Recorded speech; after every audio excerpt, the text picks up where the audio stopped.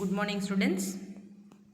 With continuation of previous class, in today's class, let us discuss about types of audit. So, audit ಅಲ್ಲಿ ಎಷ್ಟು types ಇದೆ ಅಂತ ಹೇಳಿ ನಾವು ಇವತ್ತಿನ ಕ್ಲಾಸಲ್ಲಿ ಕಲಿಯೋಣ. So we have 4 types of audit. So ಯಾವ್ಯಾವ ರೀತಿ ಅಂದರೆ ಫಸ್ಟ್ ಬಂದು ಆರ್ಗನೈಸೇಷನ್ ಸ್ಟ್ರಕ್ಚರ್ ಬರುತ್ತೆ. Second, degree of independence of N auditor. Next, third type of audit is conduct of audit. Next comes specific objective. So ಈ ಒಂದು ಟೈಪ್ಸಲ್ಲಿ ನಿಮಗೆ ಸುಮಾರು ಸಬ್ divisions ಇದೆ, ಸಬ್ ಪಾಯಿಂಟ್ಸ್ ಇದೆ. ಸೊ ಆ ಸಬ್ ಪಾಯಿಂಟ್ಸ್ ಬಗ್ಗೆ ಡೀಟೇಲ್ ಆಗಿ ನಾವು ಅರ್ಥ ಮಾಡ್ಕೊಳ್ಳೋಣ. ಈ ನಿಮಗೆ ಟೈಪ್ಸ್ ಆಫ್ ಆಡಿಟ್ ಅನ್ನೋದು ನಿಮಗೆ ಕೇಳಿದ್ರೆ 6 ಮಾರ್ಕ್ಸ್ಗೆ, ನಂತರ 14 ಮಾರ್ಕ್ಸ್ಗೆ ಎಕ್ಸ್ಪ್ಲನೇಷನ್ ಕ್ಲಿಯರ್ ಆಗಿ ವಿತ್ ಮೀನಿಂಗ್ ಕೊಡಬೇಕಾಗುತ್ತೆ. So this is for your 14 marks question. So what is audit? What are the different types of audit and heli? You will be having it for 14 marks along with the chart explanation. So first let us understand the 2 types of audit in today's class. So next let us study about another 2 types of audit in the next class so that you will understand easily. So under first type, that is organization structure type ali, we have statutory audit, voluntary audit and government audit. So let us understand about statutory audit. So statutory audit refers to the audit of accounts of a business unit compulsory under the provision of statute or law. So this is nothing but a law. ಲಾ ಪ್ರಕಾರವಾಗಿ audit ಯಾವ ರೀತಿ ಮಾಡಬೇಕು ಅಂತ ಹೇಳಿ according to companies act 2013 ನಾವು companies act ಯಾವ ರೀತಿ ಇರುತ್ತೋ, ಇನ್ಶೂರೆನ್ಸ್ ಕಂಪನಿ ಆ್ಯಕ್ಟ್ ಯಾವ ರೀತಿ ಇರುತ್ತೋ, ಬ್ಯಾಂಕಿಂಗ್ ಕಂಪನೀಸ್ ಆ್ಯಕ್ಟ್ ಯಾವುದಿರುತ್ತೋ ಆ ಒಂದು ಮುಖಾಂತರ ಆ ಒಂದು ಕಂಪನೀಸ್ಗೆ ನಾವು ರೂಲ್ಸು ರೆಗ್ಯುಲೇಷನ್ಸ್ ಫಾಲೋ ಮಾಡ್ಕೊಳ್ತಾ ನಾವು ಆಡಿಟ್ ಮಾಡಬೇಕಾಗತ್ತೆ. ಸೊ ರೂಲ್ಸು ರೆಗ್ಯುಲೇಷನ್ಸು ಅಂತ ಹೇಳಕ್ಕೆ ಬಂದಾಗ we call it as statutory. The statutory we have already discussed in the CA, that is corporate administration. So corporate administration ಅಲ್ಲಿ statutory law, statutory audit, statutory meeting ಇವೆಲ್ಲ ಕಲ್ತಿದ್ದೀವಿ already. So statutory ಅಂತ ಹೇಳಿ ಬಂದಾಗ ಮರಿಬೇಡಿ, it gives you the bunch of rules and regulations under the state and the central government. So it has to be followed. There is no other go.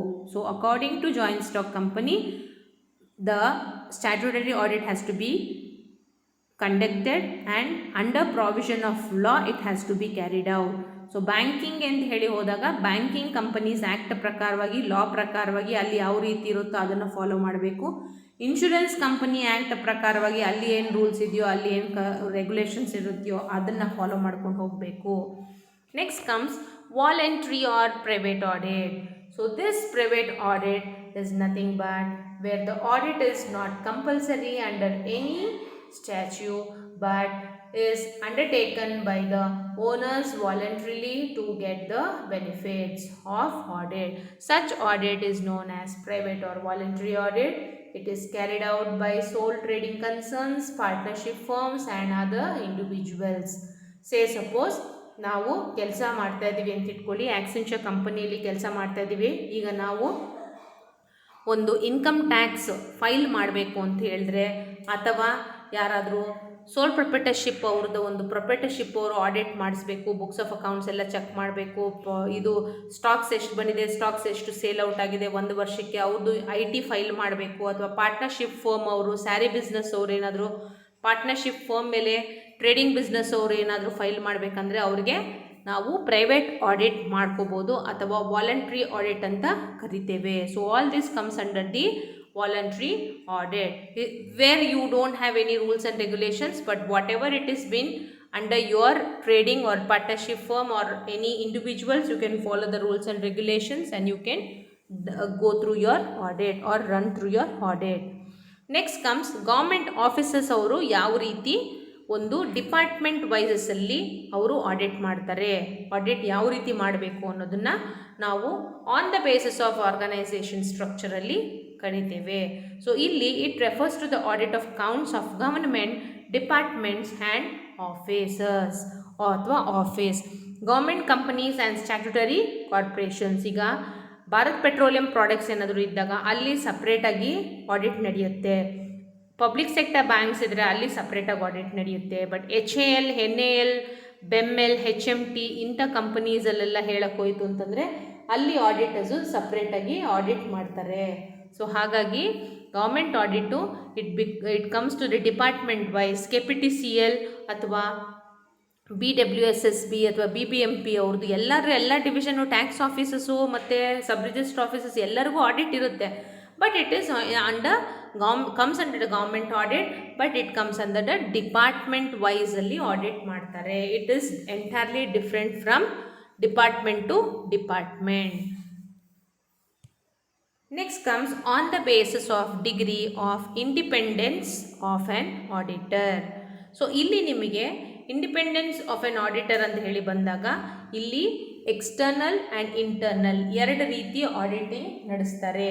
So ಇಲ್ಲಿ independent R external audit ಯಾವ ರೀತಿ ಅಂತ ಹೇಳಕ್ಕೆ ಬಂದಾಗ external auditors are independent firms that inspect the accounts of an entity and render an opinion on whether its statements conform to GAAP at present fairly the financial position of the company and the results of operations. So ಈ ಒಂದು external auditors, internal auditors ಯಾವ ರೀತಿ ಅಂತಂದರೆ external auditors comes to the independent firms.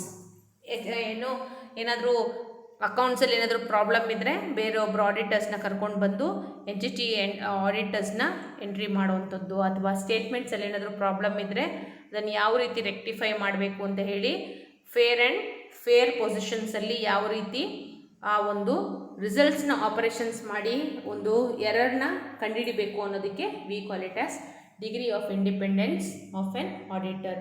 Degree of independence of N auditor ಅಂದ್ರೂ ಇಲ್ಲಿ ಫಸ್ಟಾಗಿ just ಅವರು CA ಮುಗಿಸ್ಕೊಂಡು ಬಂದು ಆಡಿಟ್ ಮಾಡಬೇಕಾದ್ರೆ ಅಷ್ಟೊಂದು ನಿಮಗೆ ಕಂಪ್ಲೀಟಾಗಿ ಎಕ್ಸ್ಪೀರಿಯೆನ್ಸ್ ಇರೋದಿಲ್ಲ. ಅವರು ಯಾವ ರೂಲ್ಸು ಯಾವ ರೆಗ್ಯುಲೇಷನ್ಸು ಗೊತ್ತಿಲ್ಲದೇ ಇರುವಂತಹ ಸಂದರ್ಭಗಳಲ್ಲಿ ಸೀನಿಯರ್ ಆಡಿಟರ್ಸ್ನ ಕನ್ಫರ್ಮೇಷನ್ ತಗೊಂಡು ಆ ಒಂದು ಕನ್ಫರ್ಮೇಷನ್ ಬೇಸ್ ಮೇಲೆ ಅವರು ಫೇರ್ ಆಡಿಟ್ ನಡೆಸ್ತಾರೆ. Company to company financial positions, ಹೊಸ ಕಂಪನಿನಲ್ಲಿ ಯಾವ್ಯಾವ ನೋಟಿಸ್ ಬೋರ್ಡ್ ಮೇಲೆ ಯಾವ್ಯಾವ ಆ ಒಂದು ಕಂಪನಿಗೆ ತಕ್ಕನಾಗೆ ನೋಟಿಸಸ್ ಹಾಕಬೇಕು. ಈಗ ಬ್ಯಾಂಕ್ಗೆ ಅಂತ ಹೇಳಿ ಹೋದಾಗ ಅಲ್ಲಿ ಡಿಫ್ರೆಂಟ್ ನೋಟಿಸಸ್ ಇರುತ್ತೆ. ಕಂಪ್ನಿಗೆ ಅಂತ ಹೇಳಿ ಹೋದಾಗ ಅಲ್ಲಿ ಕಂಪನಿ ಡಿಫ್ರೆಂಟ್ ನೋಟಿಸಸ್ ಇರುತ್ತೆ. ಮಾರ್ಕೆಟಿಂಗ್ ಫರ್ಮ್ಗೆ ಹೋದರೆ ಅಲ್ಲಿ ಡಿಫ್ರೆಂಟ್ ನೋಟಿಸಸ್ ಇರುತ್ತೆ. ಸರ್ವಿಸ್ ಸೆಕ್ಟರ್ಗೆ ಹೋದಾಗ ಅಲ್ಲಿ ಡಿಫ್ರೆಂಟ್ ನೋಟಿಸಸ್ ಇರುತ್ತೆ. ಈ ನೋಟಿಸಸ್ ಇದೆಯಾ ಇಲ್ವಾ ಇವೆಲ್ಲ ನಿಮಗೆ ಎಕ್ಸ್ಟರ್ನಲ್ ಆಡಿಟಿಗೆ ಬರುತ್ತೆ.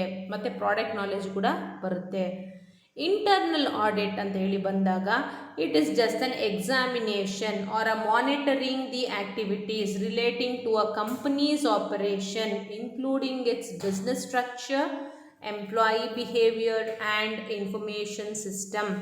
So all this comes under the internal ಅಂದರೆ ಒಳಗಡೆ ಇರುವಂತಹ books of accounts books, trial balances, ledger balances, business structures ಹೇಗಿದೆ, ಮ್ಯಾನುಫ್ಯಾಕ್ಚರಿಂಗ್ ಪ್ರಾಡಕ್ಟ್ಸ್ ಎಷ್ಟಿದೆ, ಸೆಲ್ಲಿಂಗ್ ಪ್ರಾಡಕ್ಟ್ಸ್ ಎಷ್ಟಿದೆ, ಇವೆಲ್ಲ ನಾವು ವೆರಿಫಿಕೇಷನ್ ಮಾಡೋದಕ್ಕೆ we call it as internal auditing.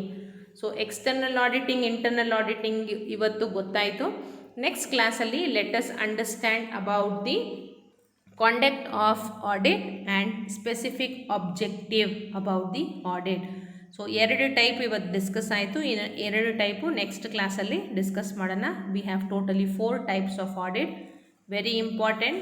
So conduct of audit is important. We have almost 7 points under it. And specific objective type of ಆಡಿಟಲ್ಲಿ we have almost 8 type of audit. So under this each explanation is been given in the next class. Thank you students.